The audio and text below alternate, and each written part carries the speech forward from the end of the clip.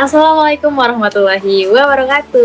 Halo Waalaikumsalam warahmatullahi Mas, wabarakatuh. kali ini kembali lagi bersama saya Aisyah Rahmadani dan malam ini udah didampingin oleh salah satu wanita yang cantik dan juga berprestasi. Halo Mbak Mei. Halo juga Aisyah.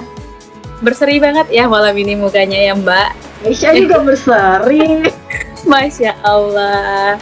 Nah, Mans, kali ini kita akan membahas mengenai buku yang udah dibuat oleh Mbak Mei sendiri dan ada satu lagi namanya Bapak Abdul Muqtadir. Siapa dia? Nanti akan kita bahas yaitu dalam buku Suara Guru Nyawa Kelas.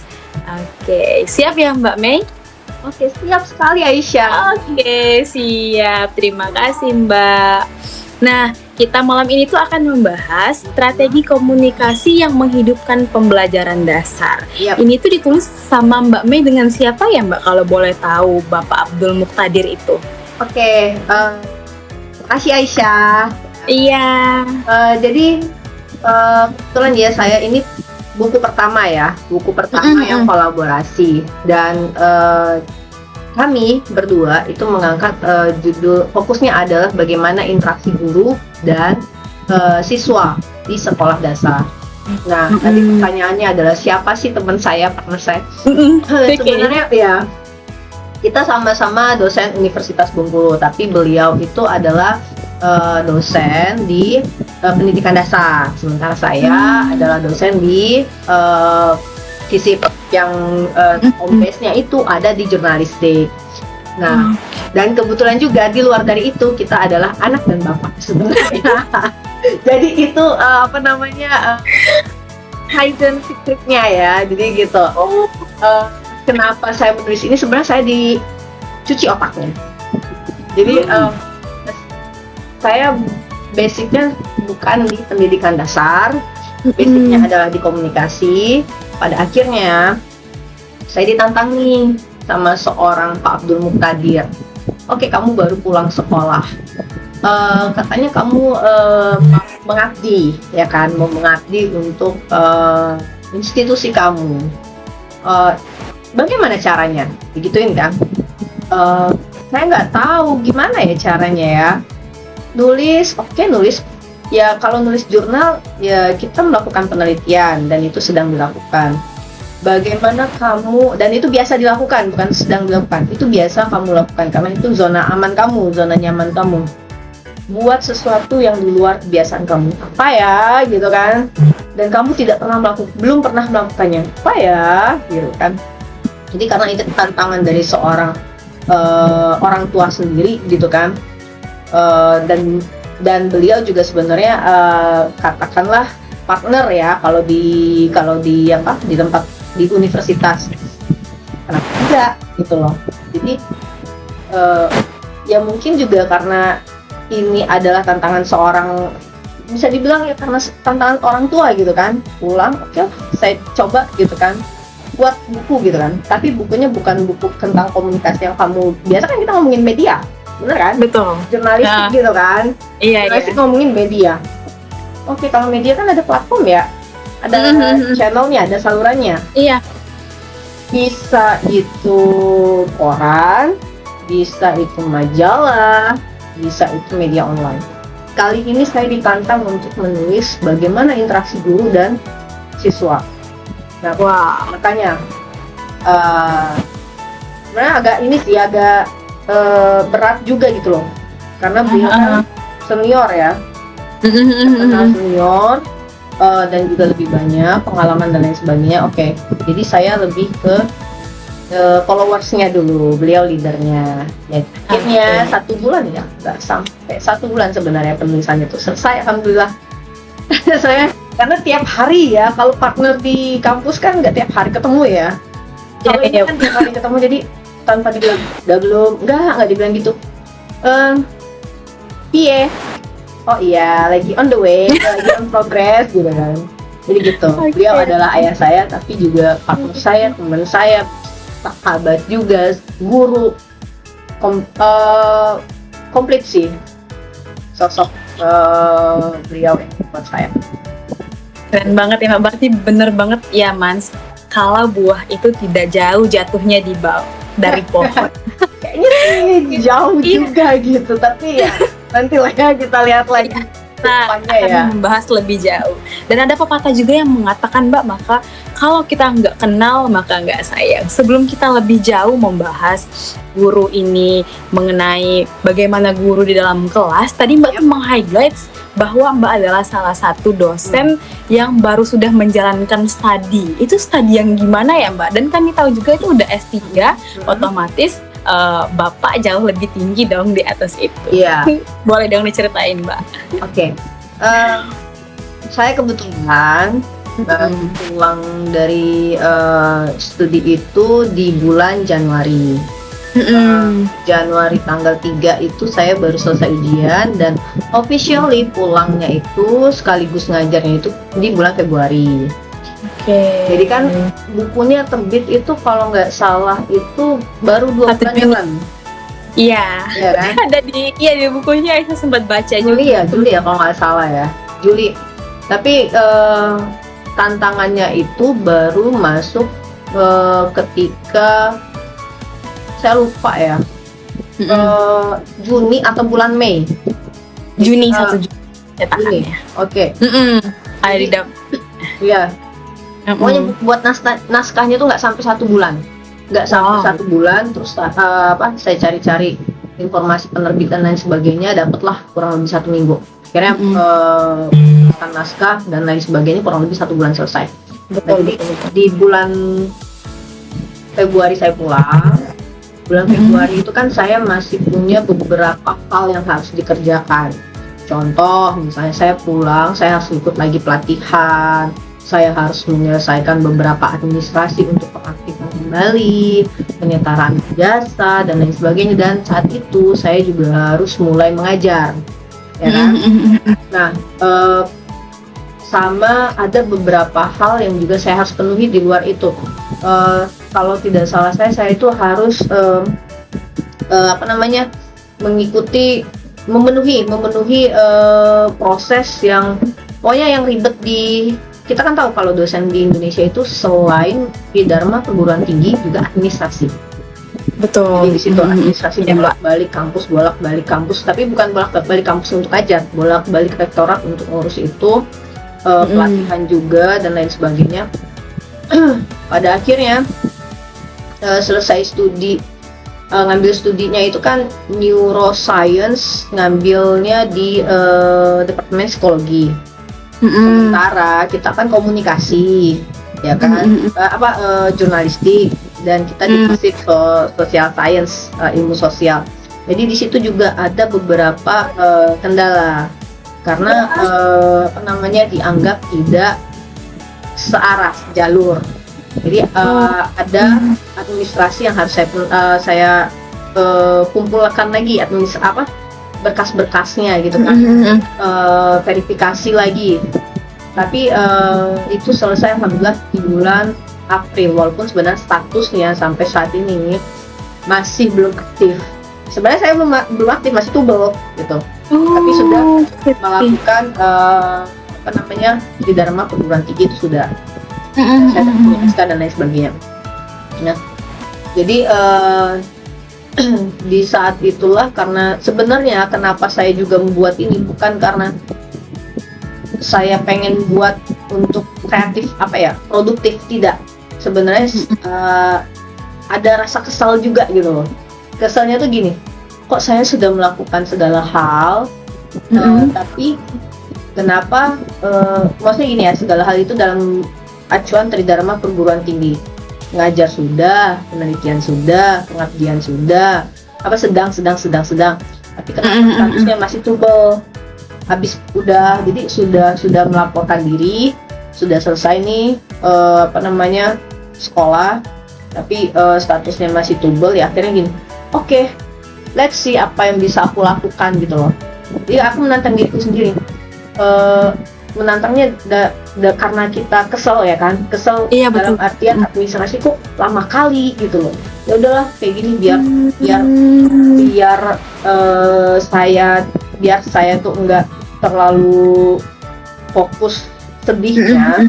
Akhirnya saya tantang diri saya, ya udahlah yang itu sisihkan ruang ikhlas gitu kan. Iya betul. Sekarang saya pengen push diri saya mau menggunakan waktu itu just move on aja gitu loh. Ya udah, akhirnya saya lakukan apa yang bisa saya lakukan. Saya bikin kisah manuskrip, tapi sayangnya manuskrip itu masih di reject yang terakhir itu masih di reject ya, masih proses submission lagi. Tapi karena kita buku itu kan semuanya tergantung di kita ya, dan tergantung di reviewer ya. Naskah pertama ini alhamdulillahnya reviewer langsung oke. Wow. Jadi pas saya sudah kirim naskahnya dari penerbitnya, reviewernya, editornya dan lain sebagainya, oke gitu loh, kayak gampang aja gitu. Yaudah, jadi intinya bagaimana saya membuat rasa sedih ketika kan kita nggak boleh ya sebenarnya, ibaratnya gini, menggantungkan atau kayak kita kayak berharap sama orang itu kan nggak boleh ya, dalam agama apapun itu nggak boleh gitu. Jadi saya nggak mau berharap sama siapapun untuk karir saya. Ya udah, saya pakai semua yang saya miliki. Apa yang bisa saya lakukan. Mungkin hari ini hasilnya tidak seberapa, mungkin hari ini impactnya tidak seberapa, tapi ketika itu dilakukan continue terus menerus, tetap on target, on point, ya sudah, saya rasa ya nanti juga akan ada hasilnya yang diharapkan gitu kan. Jadi makanya kenapa saya sekolahnya pengen cepet dan lain sebagainya, karena di ujung sana ada target yang pengen saya capai gitu. Jadi gitu aja. Keren banget.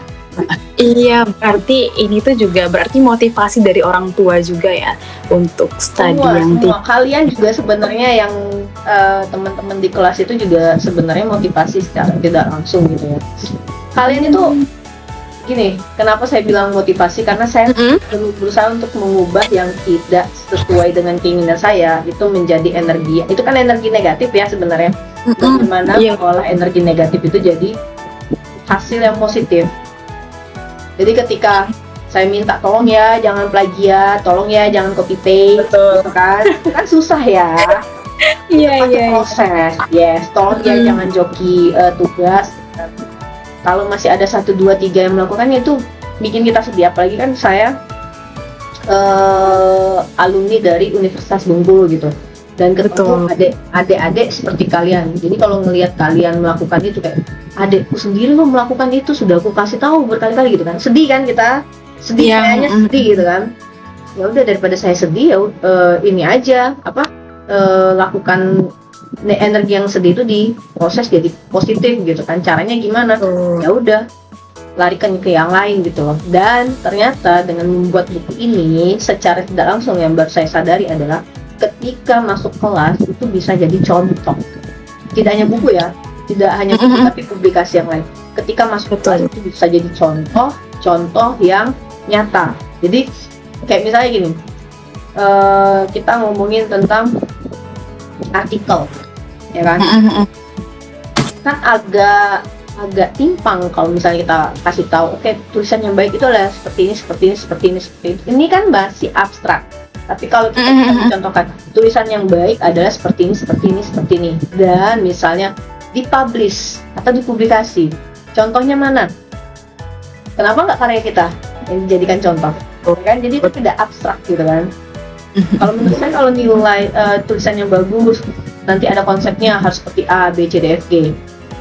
Oke, kita bisa mencontohkan yang lain, tapi akan lebih baik yang masuk kelas itu menjadi contoh dulu gitu kan. Betul. Iya, emang sih Aisyah juga ngerasa kalau Mbak itu masuk kelas tuh kayak emang positif vibe-nya tuh kerasa gitu nah Mbak. Kayak seperti energi. Iya, kayak lain gitu ya. Gimana kayaknya energi kami tuh kayak apa ya? Alangkah besarnya sih energi Mbak Mei itu kayak ngadepin kami semuanya itu emang bener-bener bersuara. Nah, berkaitan banget sama buku ini Mbak. Suara guru nyawa kelas, terus strategi komunikasi yang menghidupkan pembelajaran dasar. Sebenarnya hal apa sih yang latar belakangi muncul judul ini Mbak dalam buku ini Mbak? Itu sebenarnya nggak direncanakan, Sya. Itu balik lagi ke yang pertama tadi. Jadi kan sebenarnya saya itu fokusnya adalah jurnalistik. Betul. Pengalamannya banyak di jurnalistik. Reporter dulu, kamera person,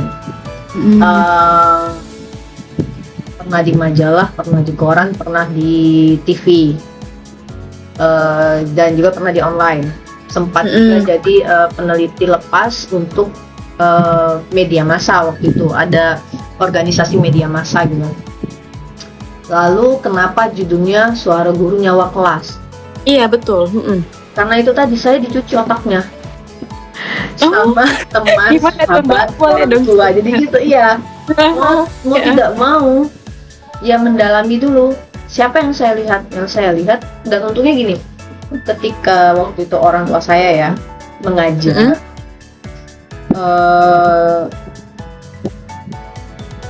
pernah sekali-sekali beliau tuh kayak membawa saya ke kelasnya beliau. Jadi yang saya temui adalah guru-guru SD. Di situ sempat yang namanya kita berbagi pengalaman gitu kan. Mereka bercerita, iya kalau di SD itu gini gitu kan. Nah, dari situ saya belajar mulai kayak terkontaminasi nih otak sebelah gitu kan. Jadi misalnya ya jadi kayak tahu sedikit gitu kan. Oke, ternyata masalah guru SD ini gini ya. Ternyata kalau saya lihat, kalau saya ngajar anak kuliahan, kayak jadi bersyukur juga gitu kan. Kalau anak kuliahan kan otomatis dia ada pada level sudah tahu apa namanya benar salah gitu kan, hanya diarahkan gitu kan.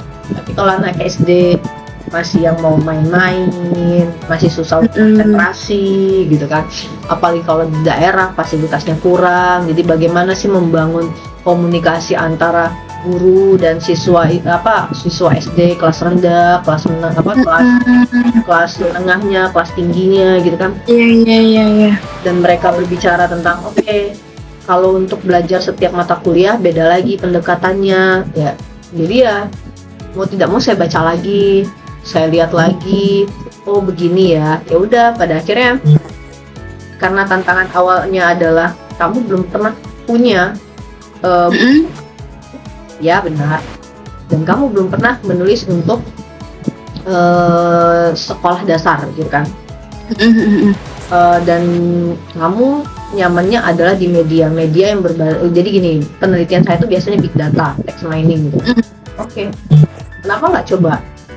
Ya udah, itu juga kayak timingnya tuh tepat ya. Tepatnya tuh gimana? Ketika saya merasa kenapa sih gini banget gitu loh, jadi dosen tuh sulit banget ya. Sedih ya sebenarnya ya. Tapi gimana mau mengubah yang hal-hal. Jadi saya tuh ada di circle yang waktu itu tuh kondisinya lagi tidak baik-baik saja. Maksudnya banyak tekanan gitu loh, kanan kiri depan belakang, belum lagi tugas dan lain sebagainya, belum lagi masalah administratif, belum lagi masih tubel, belum lagi masih bla bla bla bla.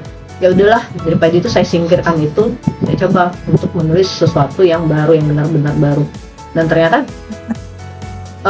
di luar harapannya adalah pas kita lagi cari mana sih penerbit, itu kan tidak bisa asal-asalan juga cari penerbit kan. Kita harus mencari penerbit yang benar-benar kayak bisa jadi fasilitator gimana buku ini nanti bisa arahnya ke nasional gitu loh, tidak hanya di Bengkulu saja. Walaupun sebenarnya kalau Aisyah baca bukunya itu sebenarnya konteksnya sebenarnya lebih ke Bengkulu. Banyak contoh-contoh kayak pengajaran, jadi saya simulasikan, saya buat contoh yang ibaratnya saya menghayal nih, kira-kira misalnya guru SD di Lebong itu gimana gitu kan. Jadi kayak ada bahasa daerahnya juga kalau Aisyah sempat baca ya. Iya, itu tadi ya udah. Jadi saya coba, kenapa enggak gitu loh. Nothing tulus, kalaupun bisa alhamdulillah, nggak bisa ya coba lagi gitu loh. Ternyata waktu setelah kirim naskah di ACC, di US, malah sebenarnya setelah buku pertama ini kan sekarang lagi alhamdulillah kemarin penulisan buku kedua ya. Tulis buku kedua yang benar-benar notabene saya sendiri, ya kan tadi saya bilang kan text mining ya. Buku kedua itu tentang text mining. Itu lebih ribet nulisnya dibanding yang pertama. Jadi itu sempat di-review. Tidak langsung diterima. Tidak seperti buku pertama. Jadi itu di-review dulu, agak lama juga. Ya jadi intinya oke, mencoba sesuatu yang baru itu bukan berarti selalu tidak baik. Bukan berarti Betul. selalu lebih sulit, bukan berarti selalu tidak mungkin bisa. Coba dulu, cobalah segalanya. Yeah. Intinya gitu ya saya. Iya, tapi kan kadang tuh kami tuh Gen Z itu kan nanti gagal, takut Ya, sebelumnya iya. sebelum mencoba itu kami tuh takut gagal dulu sih Yes. Mbak. Terus Bukan itu aja Sya.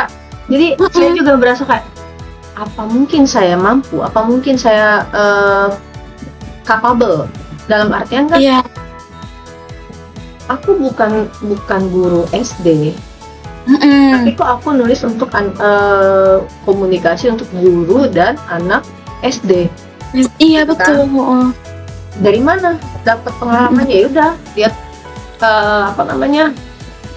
untungnya itu tadi aku punya kesempatan untuk bertemu guru-guru SD walaupun tidak banyak, dan pada akhirnya mereka bercerita, dan di situ juga akhirnya ya kayak pernah pergi ke Lebok kemana gitu kan, nanti ketemu sama guru-guru di mana itu apa sih kesulitan mereka, ketemu sama guru-guru yang di Curup gitu kan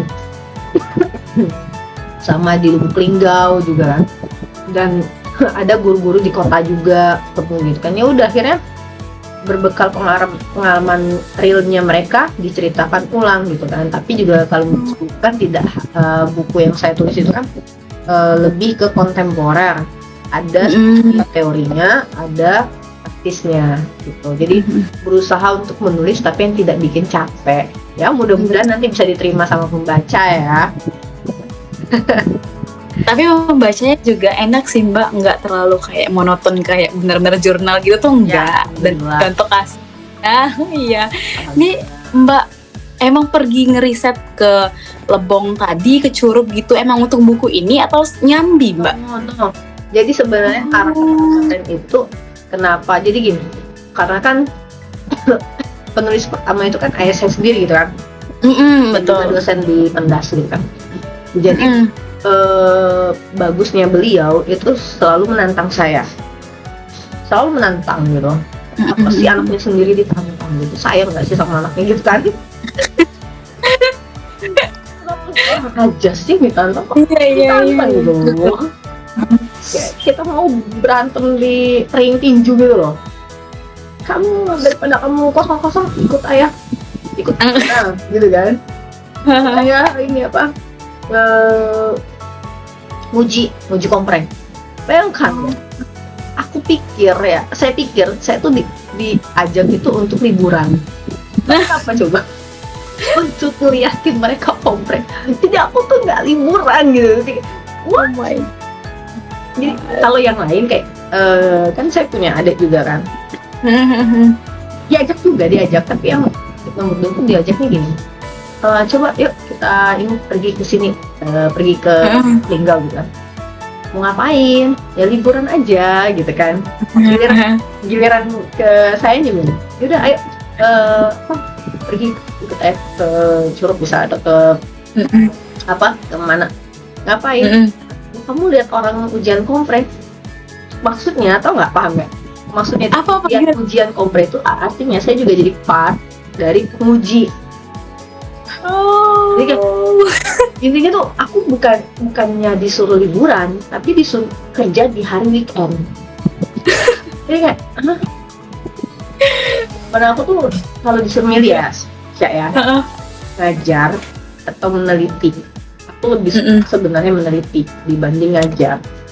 Atau Kenapa tuh Mbak? kasih materi kuliah gitu. Ya menurutku kalau ngasih materi kuliah itu kan banyak, katakanlah dalam satu kelas itu ada 30 anak ya, 30 peserta didik. Artinya saya harus paham gitu bagaimana caranya memenuhi kebutuhan karakter dari 30 peserta didik atau 20 peserta didik. pendekatan pembelajaran itu tidak selalu sama setiap orang. Betul. Dalam waktu yang berbeda atau dalam waktu yang sama, satu orang itu bisa caranya bisa beraneka ragam gitu loh. Hari ini mungkin dia lagi mood, caranya adalah seperti ini. Besok diulang lagi cara yang sama, belum tentu bisa. Atau 5 menit kemudian dilakukan cara yang sama, belum tentu gitu loh. Jadi menurutku untuk memberikan dampak mengajar dibanding dengan hasil penelitian, lebih sulit sebenarnya memberikan dampak ketika mengajar. Makanya ketika disuruh disuruh untuk ngikutin terus memberikan penilaian ketika kompre kan juga otomatis kayak kita ngajar gitu kan. Walaupun sebenarnya memang aku tuh lebih suka yang meneliti gitu kan.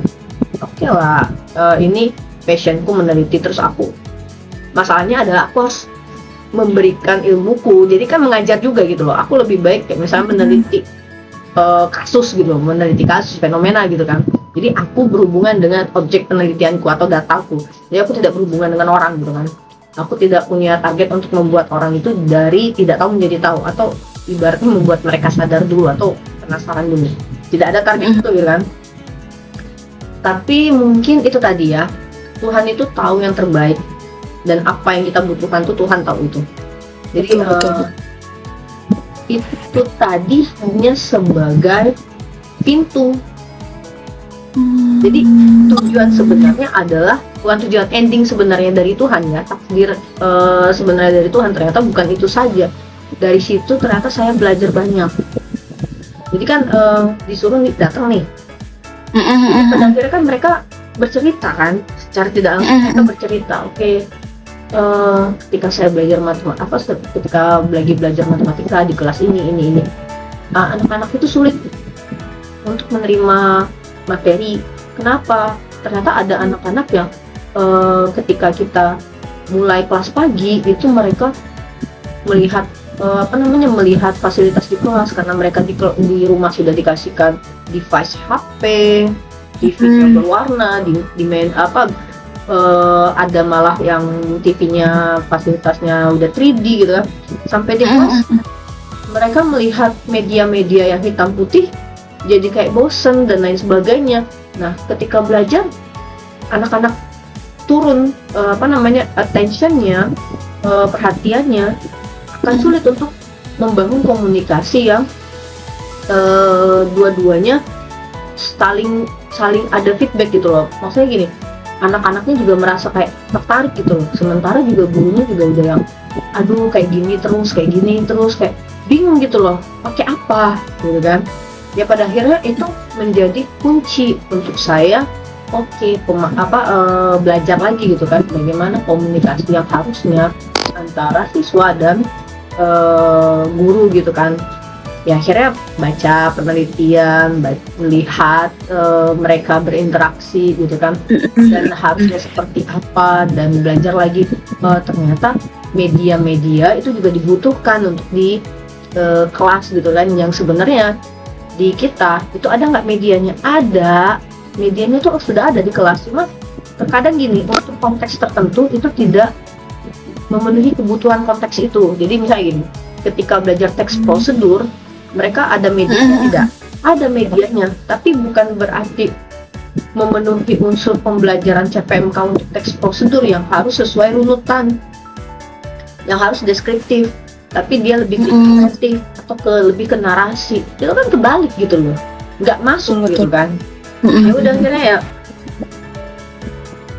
saya suka karena suka meneliti kan, kita membaca penelitian sebelumnya kan, maksudnya hasil penelitian terkait gitu kan, akhirnya menemukan gini loh permasalahan, gini loh permasalahan.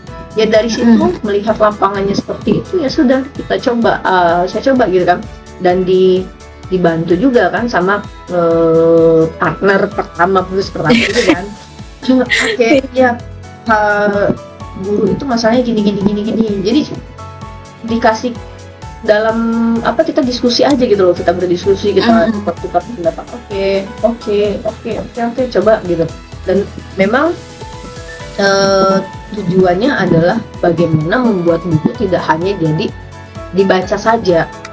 Makanya di dalamnya tuh ada kayak panduan praktis gitu loh, kayak guideline.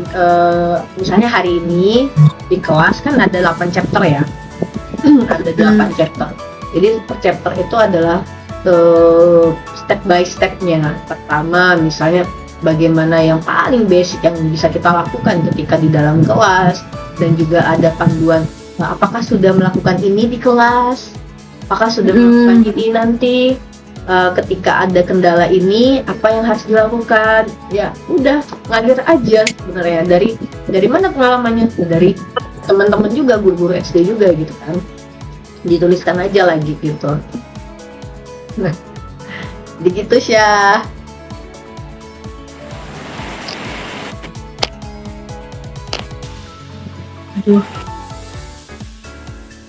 Emang di sini saya tuliskan 8 bab ya.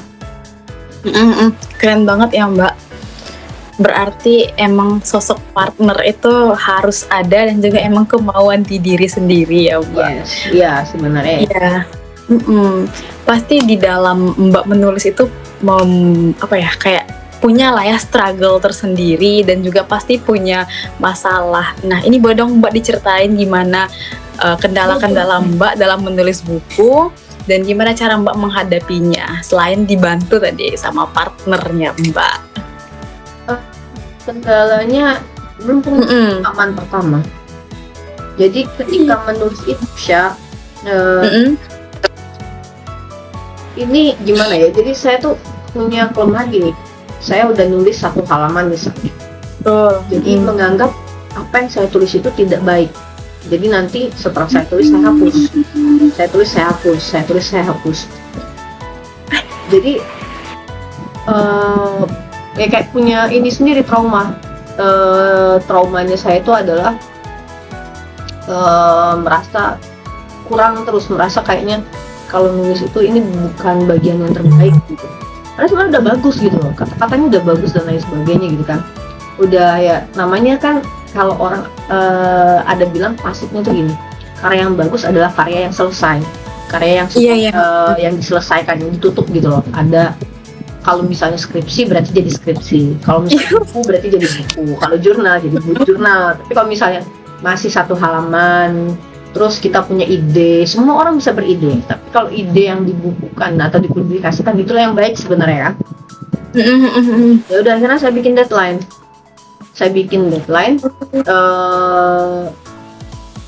Semester ini harus selesai. Kan Juli itu terakhir ya. Dan Juli itu harus masuk nilai. Gimana caranya nilai masuk, proposal penelitian masuk, proposal pengabdian masuk, proposal pendanaan kompetisi hibah dan lainnya masuk gitu kan. Di antara mikir-mikir gitu ya masuklah juga buku ini juga selesai gitu kan. Dia mau nggak mau apa yang saya tulis saya belajar untuk tidak membukanya lagi. Jadi misalnya katakanlah ini 1 halaman udah selesai, udah move on ke halaman yang lain gitu, jangan buka lagi. Kalau memang itu pasti namanya jadi saya tuh buat di dalam diri saya, karyamu itu bukan karya terbaik, pasti nanti harus dievaluasi. Jadi harus ada revisi, yes, dan konteksnya pasti berubah. Namanya zaman itu kan pasti berubah, kebutuhan pasti berubah. Buat dulu sekarang, apapun hasilnya itu bukan yang terbaik. Jadi yang penting adalah selesai dan jangan lupa tulisan itu harus punya data. Ya udah akhirnya apapun yang terjadilah. Jadinya apapun yang mau saya tulis, apapun hasilnya sudah gitu, nggak lagi lihat-lihat belakangnya. Makanya ketika memberanikan diri untuk ngirim ke reviewer buku itu butuh keberaniannya. Udah bikin template-nya bagus-bagus, email itu kan udah mau kirim, cancel, tunggu besok kirimnya. Mau kirim kayaknya yang kurang, cancel, tunggu, kayak gitu. Jadi sebenarnya untuk ngirim ke reviewer buku itu aja itu butuh waktu hampir satu mingguan. Jadi sebenarnya naskahnya nggak sampai 1 bulan ya, totally dari bikin naskah sampai cetak gitu. Cuma yang hampir setengah totally hari itu bisa dipakai untuk yang keraguan-raguan, overthinking dan lain sebagainya yang sebenarnya nggak mesti itu ada gitu loh. Tapi selesai juga akhirnya. Masya Allah, ternyata dosen yang udah berpengalaman kayak Mbak Mei yang kami lihat tuh udah wah juga masih ada yang insecure-nya juga. Sama, manusiawi itu. Apalagi kami mahasiswa awal ini ya Mbak. Tapi tadi Aisyah dengar Mbak masukin proposal hibah, masukin proposal yang lainnya, terus juga jurnalnya, mana langsung buku dalam satu waktu yang bersamaan tuh gimana sih Mbak manajemen waktunya Mbak? Kalau manajemen waktu saya tuh masih belajar sebenarnya. Jadi PR saya tuh gimana caranya pukul 10 itu sudah tidak ada aktivitas, sudah tidur, harusnya tidur ya. Tapi ketika deadline banyak kayak gitu saya nggak bisa tidur. Mau tidur tapi nggak bisa tidur. Jadi sebenarnya itu nggak bagus, jangan ditiru. Itu nggak bagus, jangan ditiru. Jadi ketika deadline itu numpuk gitu kan, dan sebenarnya sama aja kita, namanya manusia gitu. Saya sudah bikin misal proposal penelitian, terus proposal penelitiannya itu sudah siap di hari Senin, tapi deadline-nya di hari Sabtu. Ini yang sudah jadi ya, yang sudah bagus itu nanti akan tetap ada revisi sampai di hari Sabtu. Padahal revisi pun itu kan namanya proposal. Iya. Serahkan aja, maksudnya kita sudah buat, serahkan hasilnya sama yang di atas gitu kan. Dapat alhamdulillah, belum dapat alhamdulillah gitu kan. Jadi ya serahkan aja, rezeki itu sudah ada gitu. Kelemahan saya tuh di situ Sya. Jadi ketika itu sudah jadi, saya tidak mengendingkannya, stop gitu. Masih koma, masih di otak-atik dan lain sebagainya. Itu yang sebenarnya wasting time. Belum lagi ketika ini katakanlah deadline-nya hari Sabtu. Yang lain juga deadline-nya itu masih panjang sebenarnya, tapi di awal sudah selesai. Cuma overthinking ini tadi buat semuanya jadi wasting time. Buang-buang waktu banget. Nah, ujung-ujungnya apa? Ujung-ujungnya kayak tadi, mau tidur nggak bisa tidur, insomnia dan lain sebagainya. Makanya saya bilang, kalau manajemen waktu saya masih belajar, tapi memang saya punya ambisi, bisa dibilang ambisi lah. Jadi gini, targetnya itu banyak dan semuanya itu saya bikin dengan ini harus gitu. Jadi per tahun ini gitu kan, kita buat kayak milestone. Selama 6 semester saya harus apa yang sudah, kalau belum nanti berarti akan untuk di target di tahun berikutnya, di waktu berikutnya gitu kan. Itu saja yang menjadi acuan. Jadi dari situ juga saya belajar bagaimana caranya untuk stop, kalau sudah jangan di otak-atik lagi, tutup, submit. Mau positif hasilnya alhamdulillah, hasilnya belum positif ya alhamdulillah. Jadi kayak sisakan ruang ikhlas dan tetap bersyukur. Jadi udah gitu loh. Nah pada akhirnya ini yang membuat saya juga akhirnya belajar gitu kan, sedikit ya udahlah. Nanti pun kalau ada review kita perbaiki, nanti pun kalau di reject kita buat lagi, nanti pun kalau misalnya hasilnya tidak sesuai yang diinginkan, ya sudah, itu yang terbaik gitu loh. Coba lagi. Itu masih sama aja kita Sya, namanya manusia juga. Iya sih Mbak.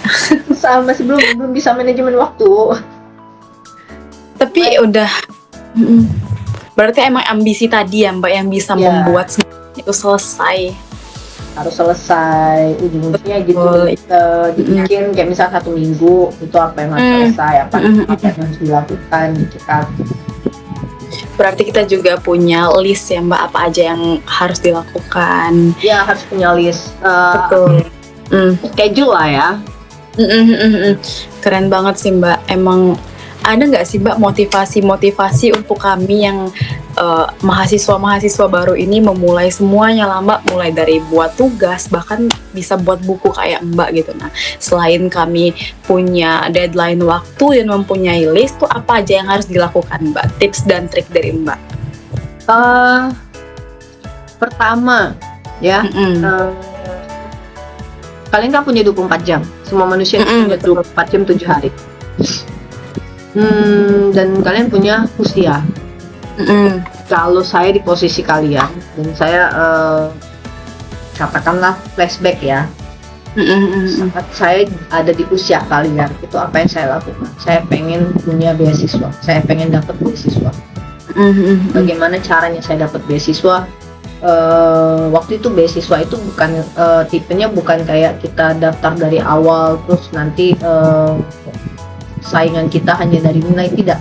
Kalau dulu beasiswa itu ada yang kita harus nulis dulu paper, harus meneliti. Jadi memang kenapa pada akhirnya saya suka meneliti, saya sudah start itu di S1 dulu.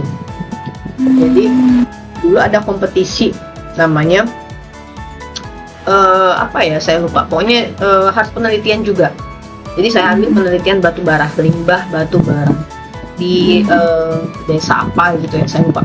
Saya harus terjun ke lapangan. Jadi saya identifikasi dulu apa yang pengen saya lakukan di satu semester itu. Jadi saya mulainya itu di semester ketiga. Pertama saya mau dapat beasiswa, kedua saya mau ikut klub. Klub itu sudah dimulai sebenarnya dari semester 1, tapi namanya zaman itu ya, jadi masuk keluar gitu. Ada beberapa klub yang dia baru saya ikuti itu ketika semester 3. Contohnya klub apa namanya, Petak Rumbia. Petak Rumbia itu klub yang apa ya, teater. Terus ada lagi klub itu di luar kampus ya, itu ada di Taman Budaya yang di dalamnya apa, Kaizen waktu itu menulis akademis, menulis yang non fiksi lah gitu kan. Dua itu yang saya ikutin, dan satu lagi bahasa Inggris, apa ya namanya, IC, masih ada di komunikasi cuma saya lupa apa itu namanya. Terus dua CEC kalau nggak salah saya ya. Tiga itu yang saya ikutin.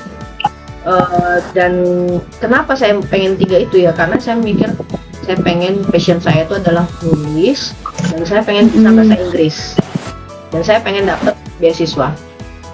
Terus kita juga punya tugas ya kan, ketika tugas itu dikasih saat itu saya berusaha untuk menyelesaikan di hari yang sama. Jadi misalkan hari itu ada 3 mata kuliah, 3-tiganya dikasih tugas, saya usahakan 3-tiganya selesai saat itu, dan saya usahakan mengerjakannya tuh tebal. Iya, tebal, ngerjain tugas itu saya usahakan tebal, banyak. Jadi kalau dibilang maksimal 10 halaman, nanti saya kerjain 20 halaman. Wow. Jadi pokoknya over. Sebenarnya over juga nggak bagus ya. Tapi itu saya suka di situ gitu kan. Kalau nulis esai apa semua itu saya suka gitu loh. Jadi kalau sampai pernah saya ditegur sama teman saya, ngapain sih kamu nulis apa, bikin tugas itu selalu paling tebal, apa sih isinya, kamu tuh mindahin isi buku ya gini-gini. Karena kalau kamu nulis terlalu banyak, nanti pembandingnya kasihan teman-teman yang lain. Kalau kamu terlalu tinggi pasang targetnya gitu kan, pasang batasan, nanti dosen akan melihat ke yang lain, bingung dia. Oke, kamu A itu harus misalnya 10 halaman, dan isinya tuh benar-benar kayak nulis essay di zaman S1 gitu loh. Jadi sesuai dengan petunjuk penugasan. Kalau dosen udah melihat standarnya yang bagus adalah setinggi itu, nanti kasihan kalau yang nulisnya tuh kayak 1 halaman merasa insecure gitu. Ini pasti nilainya jelek gitu apa semua. Saya pernah dapat teguran gitu dari teman-teman, dari senior. Jadi memang over. Bikin tugas, saya usahakan di hari itu selesai, dan ketika 10 halaman saya bikin lebih, dan memang saat itu mungkin karena energinya lagi banyak kali ya, dan bingung menyalurkannya kemana gitu. Jadi ya udah gitu loh, lakuin semuanya. Bahkan dulu saya juga sempet jualan Jualan apa, Mbak? jualan pempek di Tabot. Oh. Jadi buat pempeknya itu di rumah kosan temen. Pernah juga belajar kulit lantung, kerjaan tangan dari kulit lantung itu kan kayak gantungan kunci, tas. Kan kulit lantung, Bengkulu kan terkenal kulit lantung ya. Iya. Kerajinan tangannya. Belajar sama yang punya usaha kulit lantung, terus dimodalin sama yang punya usaha kulit lantung untuk bikin pempek, terus jualan di Tabot. Hari pertama jualan nggak ada yang beli, hari kedua jualan yang beli di hari pertama itu kan cuma satu, ternyata enak. Hari kedua dia cari, kita masih jualan. Hari ketiga berasa kayak modal habis, cari lagi sama pembeli yang pertama, tapi kita udah nggak jualan karena modal kita habis gitu kan.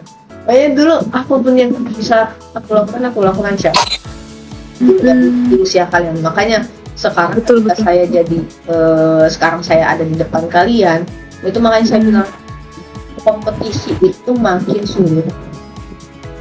Usia kalian memang usia main-main, tapi jangan dihabiskan ke main-main.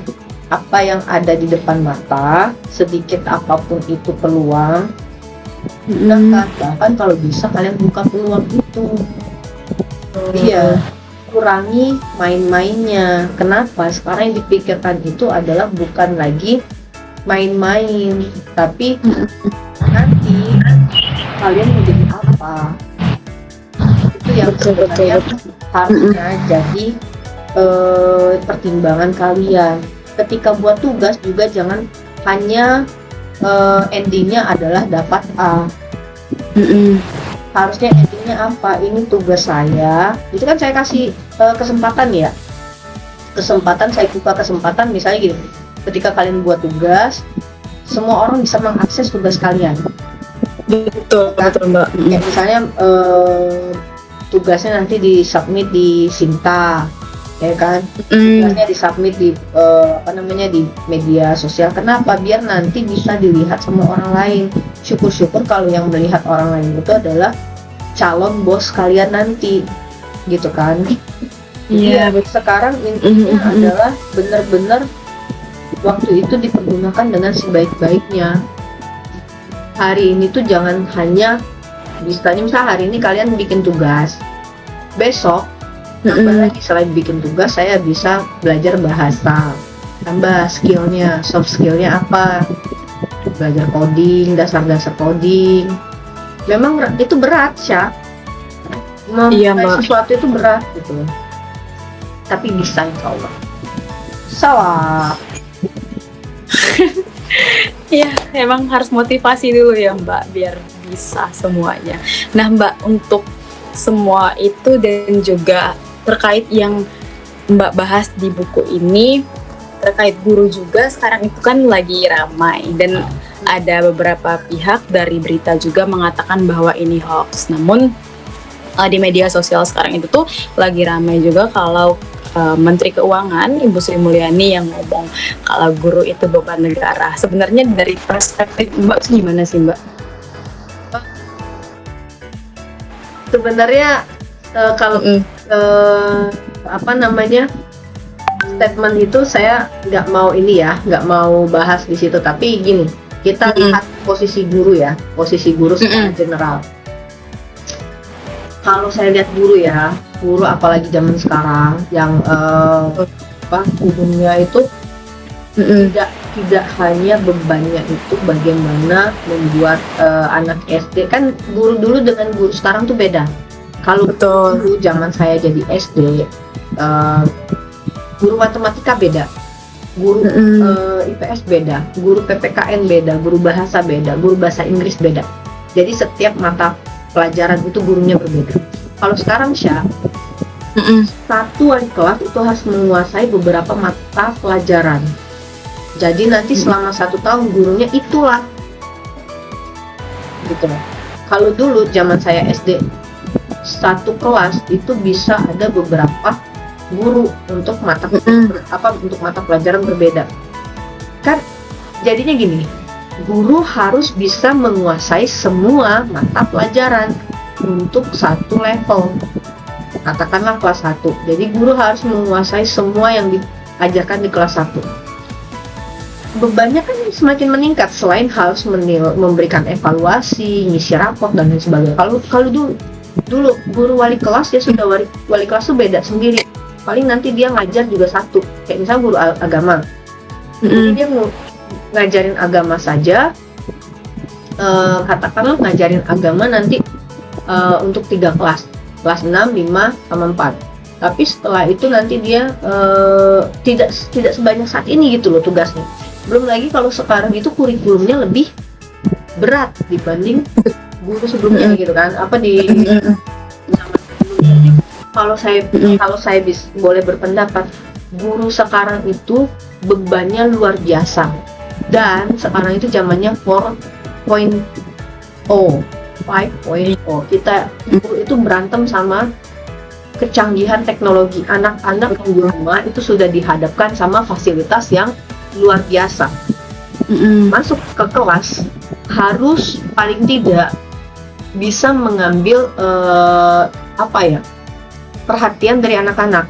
Di rumah dia sudah pegang HP, udah pegang tab dan lain sebagainya. Ketika pegang buku yang cuma hitam putih kayak gini, buku yang warnanya tidak ada tulisan itu, bagaimana caranya membuat siswa itu tertarik gitu? Betul. Harus ada fasilitas nggak semua SD itu ada gitu loh.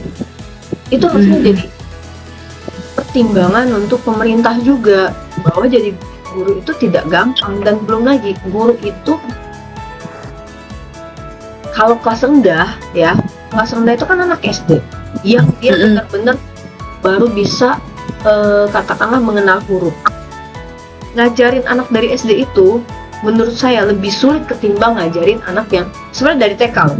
TK itu lebih sulit loh untuk ngajar, karena mereka masih yang main-main, pengen main-main, tapi mereka harus kalau di kita kan konsepnya beda. Kalau di TK itu sudah diajarkan konsep, sementara kalau di luar negeri TK dan PAUD itu mereka lebih banyak bermain. Iya betul. Kalau di kita nggak, berbeda. Kita lebih ke sudah dikasih pengetahuan kognitif. Matematika 1 tambah 1 berapa, sudah harus hafal bilangan sampai 2 digit, 3 digit gitu kan. Sudah bisa perkalian, pertambahan, pembagian dan campuran gitu kan. Bahkan ada pecahan di usia paling dini sekali gitu. Udah di sempol lain sebagainya gitu kan. Paling dini udah diajarkan itu. Jadi berat loh.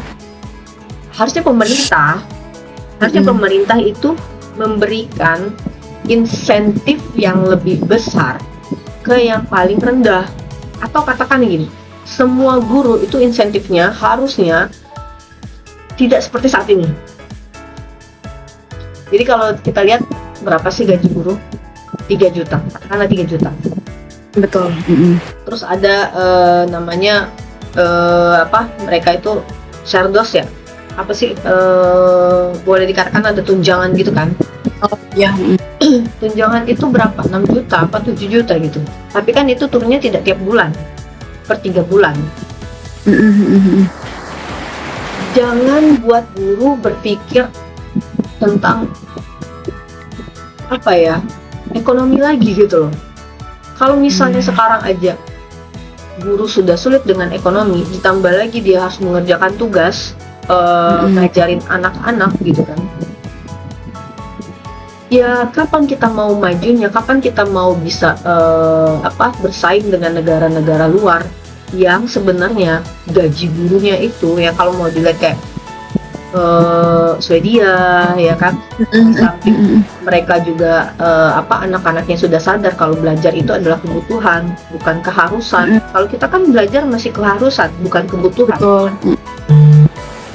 Kalau misalnya sudah paradigmanya kita belajar itu adalah kebutuhan, itu akan lebih gampang. Ini kita lagi menanamkan bagaimana belajar itu adalah kebutuhan dan keharusan. Untuk nanamin itu susah gitu kan. Jadi harusnya guru itu tuh lebih dimuliakan. Guru dimanapun ya harusnya lebih dimuliakan. Kenapa? Karena dia mencerdaskan dibanding dengan, mohon maaf, profesi yang lain. Hmm, Harusnya prioritasnya ke guru dulu gitu loh. Gimana mau bangsa cerdas kalau gurunya belum sejahtera? Itu Sya. Nanti kalau kamu Iya, jadi Mbak. pemimpin ya Sya, ya kan kamu ini masih S1 ya Sya ya. Kalau kamu udah jadi pemimpin, PR kamu tuh gitu ya Sya ya. Tolong disejahterakan profesi-profesi yang prioritas ya Sya ya.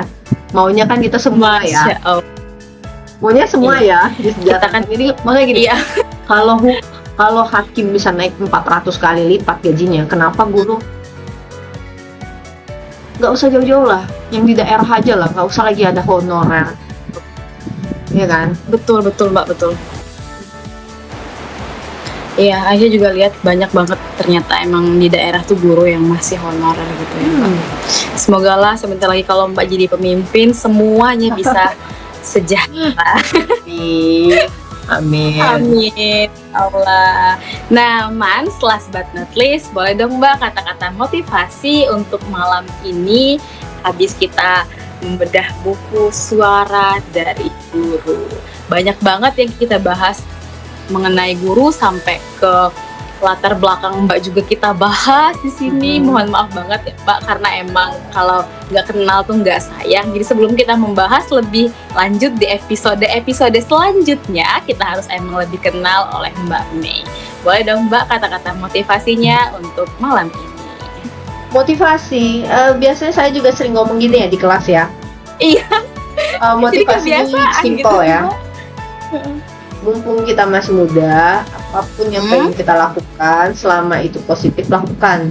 Jangan terlalu banyak OPT, jangan terlalu stuck dengan kebingungan. Stop, sudah. Jadi apapun itu yang positif lakukanlah. Asal jangan turun dari loncat dari ketinggian, terus nyobain minum baygon, penasaran sama racun tikus, Iya. nyobain naraboy, itu nggak usah ya. Jadi Betul. apapun kesempatan yang sudah ada depan mata, jangan objektif, lakukan ya, aksikan. Kalau kalian tidak lakukan, kalian akan merasa satu nyesel, satu tetap wondering, kayak penasaran, gimana ya, lakukan aja. Keren banget, berarti intinya adalah lakukan apapun yang harus kamu lakukan dan jangan overthinking. Iya, kurangi. Pesan dari Mbak Mei malam ini. Oke, keren banget Mbak. Ada lagi nggak Mbak yang mau disampaikan untuk Mans semuanya di seluruh dunia? Apa ya? Gini, kalau menurut saya hidup itu kan kita memang 2 kali ya. Tapi sebelum hidup yang terakhir, dunia itu tidak akan pernah baik sama kita. Lakukan apapun yang pengen kita lakukan itu dengan maksimal, dan kalau hasilnya tidak sesuai dengan harapan, sisihkan ruang ikhlas dan selalu bersyukur. Baik. Masya Allah, keren banget emang. Selain jago nulis, jago juga ngajar, jago juga memberi motivasi untuk kita semua. Nah, Mans semuanya, jangan lupa ikutin episode kita selanjutnya dan kita akan bakal banyak bahas hal-hal yang menarik ya Mbak di podcast pasti. Oke, dan tentunya bersama rekan-rekan kita yang lain juga dan membahas hal-hal baru. Bukan begitu Mbak? Pasti, insya Allah ya. Insya Allah. Harus terus berlanjut sih pokoknya. Amin. Sehat dan sukses selalu ya Mbak. Ya, Selamat malam. Selamat malam teman-teman semua. Wassalamualaikum. Assalamualaikum warahmatullahi wabarakatuh. Thanks ya Sya. Terima kasih Mbak.